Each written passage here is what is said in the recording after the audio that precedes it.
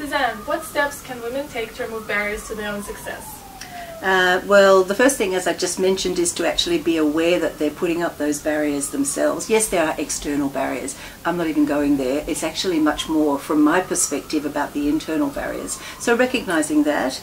The second thing is that one of the symptoms of somebody who feels not good enough or who's experiencing the imposter syndrome is that they don't see their own strengths, they don't see their own successes, so they don't feel they've got anything of great value to bring to the table. So it's about understanding who they are and what value they have, what skills, what qualities, what strengths they have to bring, which is actually the foundation of their success. So those are two things. The rest I have to come to the conference for. How can women build on their leadership skills to feel confident in senior roles?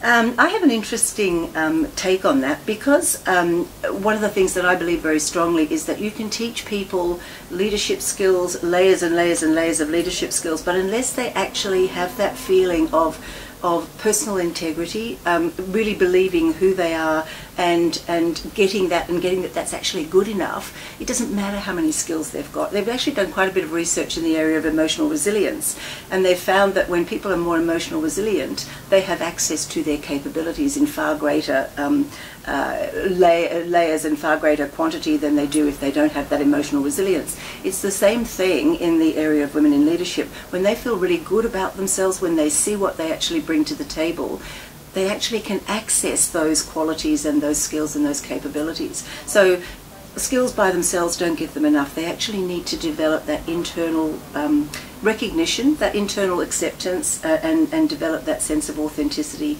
and you know, be comfortable with who they actually are. And do you think that quotas for women on boards will benefit women who want to enter leadership roles?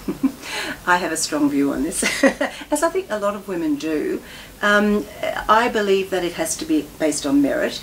If you think about what I'm talking about, which is that people feel not good enough, if somebody gets promoted 2-3 levels above where they actually are before the promotion, they're not going to feel like they deserved it. They're not going to be able to fulfill that role. That was actually my personal experience. And so I believe it should absolutely be about making sure that women are included in the candidate list, and that there are an equal number of women included there. But I think the job should be appointed on merit. And I'm very happy to share more of those views when we actually get to the conference.